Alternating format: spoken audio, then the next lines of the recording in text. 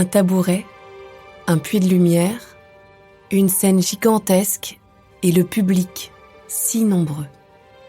Ève jette un œil dans le trou du rideau qui permet d'observer les premiers rangs. Les gens sont beaux, ils se sont mis sur leur 31 ce soir. Ça l'émeut un peu.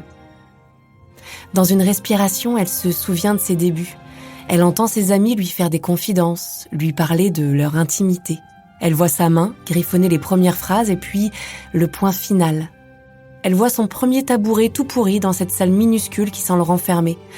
Elle était loin de se douter. Si on lui avait dit ce qu'il allait se passer, elle aurait ri. Elle aurait dit « Moi ?» sur la scène du Madison Square Garden, dans cette salle pleine de testostérone, moi jouant devant 19 000 personnes pour une pièce sur les vagins. Ah non, impossible. À la base, personne n'y croyait, pas même elle. Et elle n'a jamais demandé à personne d'y croire d'ailleurs. Elle a fait ça pour elle d'abord, puis pour les femmes autour d'elle un peu. Et ce soir, elle parle au monde entier. Le rideau s'ouvre. Il est temps d'entrer en scène. Podcast Story. Il est temps de vous dire que nous allons parler de violences sexuelles et d'inceste, que le contenu peut être choquant pour certaines personnes et qu'il est encore temps d'arrêter ce podcast si vous ne souhaitez pas entendre parler de ça. Ève Ensler, elle, n'a pas eu le choix. Elle a 5 ans quand son père la viole pour la première fois. D'abord des caresses, de la tendresse un peu trop appuyée, d'abord un simulacre d'amour débordant. Le papa joue au docteur avec son chou à la crème. Puis les années passent, et au retour d'une semaine de vacances sans sa fille, le père la pénètre avec violence. Ève a 9 ans, elle est terrifiée. Dans le texte « Pardon » qu'elle écrit comme une lettre d'excuse que son père aurait dû lui écrire, elle raconte « Tu étais le pays que j'envahissais, la terre que j'annexais, le butin de ma guerre. Cela n'avait pas d'importance que je ravage la terre et tout ce qui poussait dessus, tant que je la possédais, tant qu'elle était à moi. Autant que tu sois brisé, que tu ploies, plus facile à capturer, plus facile à contrôler. »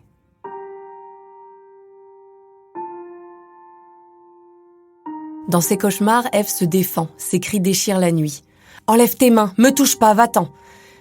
Dans la vie réelle, Ève se protège autrement. Elle arrête de manger, de rêver. Sa mère s'inquiète, son père tempère. Et puis il y a les symptômes physiques, les brûlures. Le médecin dit infection urinaire. Ève devient maussade, déprimée, mauvaise élève, se fait brutaliser à l'école comme à la maison. Ça ne plaît pas à papa. Ève ne se lave plus, se coupe les cheveux, jette ses jolies robes, arrête de sourire. Ça ne plaît pas à papa. Une nuit, quand le père vient dans le lit de l'enfant fait la morte. Elle ne réagit plus, n'ouvre pas les yeux. Elle est une poupée de chiffon froide, comme morte. Le père est pédophile, mais pas nécrophile. Il ne viendra plus. Ève écrit dans la bouche de son père. « À partir de là, j'ai vécu pour te blesser à cause de ta blessure impossible à dissimuler. Et c'est ainsi qu'a commencé le règne de la punition, de la violence et de la terreur. » Le simulacre d'amour se transforme en haine réelle. Les caresses deviennent gifles, la tendresse devient humiliation. À qui veut l'entendre, son père dit qu'Ève est une menteuse, une vicieuse, une manipulatrice, une idiote sans valeur. Pour un mot de trop au restaurant, il lui casse le nez en public. Pour une désobéissance, c'est sa tête qu'il cogne sur le sol. Tout ça devant sa maman qui ne dit rien sauf quand elle voit la mort arriver dans les yeux de sa fille. « Arrête, elle peut plus respirer !» Malgré une volonté consciente ou inconsciente de la tuer, Ève ne meurt pas. Et elle a trouvé quelque chose qui l'extirpe de sa douleur, quelque chose qui la sauve, c'est l'écriture. Elle noircit des pages et des pages. Écrire, c'est avoir le contrôle sur sa vie. Ces pages, ces mots, ces cahiers, ce sont des choses que son père ne peut pas toucher. Mais les coups pleuvent, encore et toujours. Ève a 16 ans, chaque semaine, son père la convoque, lui dresse la liste de ses méfaits et lui demande d'ôter son pantalon et sa culotte. Allongée sur le lit, elle reçoit des coups de raquette de ping-pong jusqu'à ce que les picots verts se tatouent sur ses fesses. Ça dure comme ça des mois, peut-être des années. Jusqu'à ce jour où Ève ne montre ni signe de chagrin, ni signe de douleur, et à la fin du rituel, dans un sourire, elle dit « Merci papa, j'ai adoré, vivement la prochaine fois ». c'en est fini de la raquette de ping-pong tatouée sur les fesses. Elle a gagné. Mais à quel prix ? Ève boit, Ève fume, Ève se drogue. Elle passe ses années de lycée complètement défoncée, à coucher avec des dealers et des drogués, des vieux qui ont parfois 3 fois son âge. Ève a gagné contre son père, mais pas contre elle-même. Le désespoir est son meilleur ami et la mort son meilleur avenir. Jusqu'à ses 18 ans où elle entrevoit dans les lignes qu'elle noircit que celle-ci pourrait devenir un métier. Oui, c'est ça. Elle va écrire. À 19 ans, elle déclare qu'elle sera une artiste, une auteure. Son père trouve l'idée risible, elle assume et sûre d'elle explique qu'elle obtiendra une bourse, qu'elle n'a besoin ni de son accord ni de son argent. Il s'empare de la chaise sur laquelle elle est assise, la brandit et tente de l'écraser sur la tête de la jeune femme. Mais Ève se lève, Ève n'a plus peur et elle se défend. Pour la première fois, elle s'exprime. « Si tu lèves encore une fois la main sur moi, je ne remets plus les pieds dans cette maison. » Il trouve donc un moyen plus vicieux encore de la faire souffrir. Lors de la remise des diplômes, c'est elle qui prononce le discours inaugural. Ève Ensler a 22 ans et c'est la féministe de service. On l'écoute, le public est captivé, standing ovation. Ses parents sont dans la salle. Son père ne lui dira pas un seul mot. Pire, il partira en lui disant « bonne continuation ». C'est le coup de grâce, s'ensuit une descente aux enfers à la recherche de la reconnaissance, blessée à tout jamais par un père maltraitant. À New York, Ève crève la faim, crève de solitude, d'alcoolisme, de drogue, elle crève de manque d'amour. Quand elle appelle sa mère à l'aide, c'est son père qui raccroche et qui ordonne à la maman de ne pas rappeler sa fille. Lentement, elle finit par s'en sortir, seule. Elle arrête de boire, elle rencontre son premier mari. Ce mariage durera 10 ans, mais Ève est comme déconnectée de son corps. Elle n'est qu'un cerveau et une plume qui écrit toujours. Nous sommes en 1988 et Ève vogue de petites pièces en petits rôles et il est un rôle qu'elle porte avec bonheur, c'est d'être bénévole dans une association de femmes SDF, souvent victimes de violences. Elle fait ce qu'elle sait faire de mieux, écrire des monologues tirés des histoires qu'on lui raconte. Des monologues déjà, féminins, cela va sans dire. Et puis un jour, dans les années 90, une amie lui parle de sa ménopause et plus précisément de son vagin. Elle le décrit crûment comme on le fait avec une très bonne amie. Il est sec, violet, quasi mort.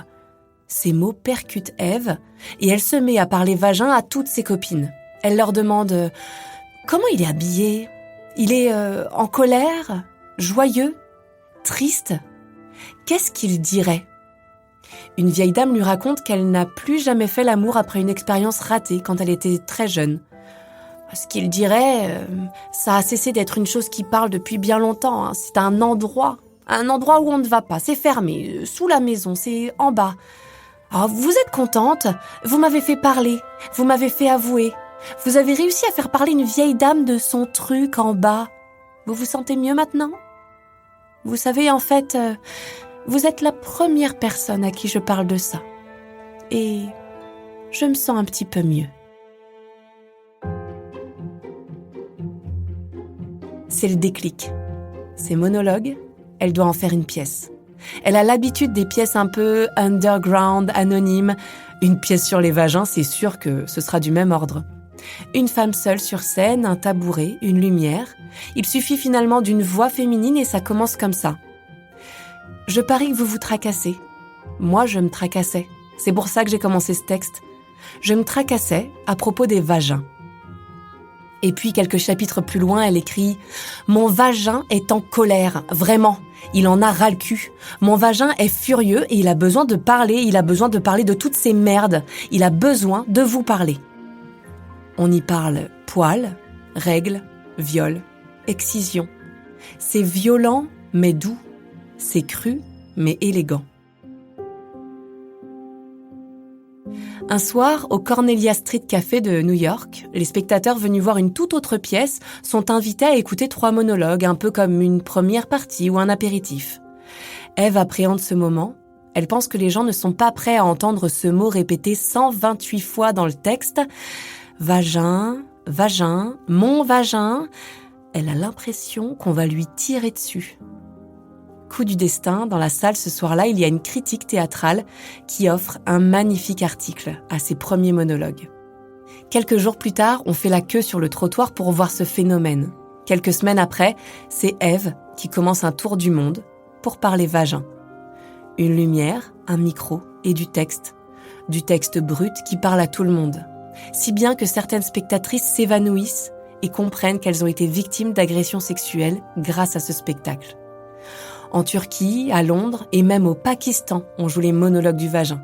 C'est finalement en France que le spectacle a mis le plus de temps à arriver. L'engouement autour des monologues donne naissance à V-Day, un mouvement mondial d'activistes destiné à mettre un terme à la violence faite aux femmes. En 2006, le New York Times qualifie les monologues du vagin de pièce de théâtre politique, sans doute la plus importante de la décennie. Plus important que cela encore, on ne peut pas jouer cette pièce sans donner les bénéfices à une association qui lutte contre les violences faites aux femmes, dont le fameux mouvement V-Day créé par Eve Ensler et qui récolte des centaines de milliers d'euros chaque année. Les années passent et Eve Ensler devient un phénomène, une figure de proue du féminisme. Et pour ne pas rester engluée à l'enfant qui a tant souffert, elle décide de changer de prénom pour une simple lettre. Un simple V, le V de la victoire ou le V du vagin. Podcast Story. On a tous une histoire à écouter. Ne manquez aucun épisode de Podcast Story. Abonnez-vous et mettez 5 étoiles sur Podcast Addict, Amazon Music ou Spotify.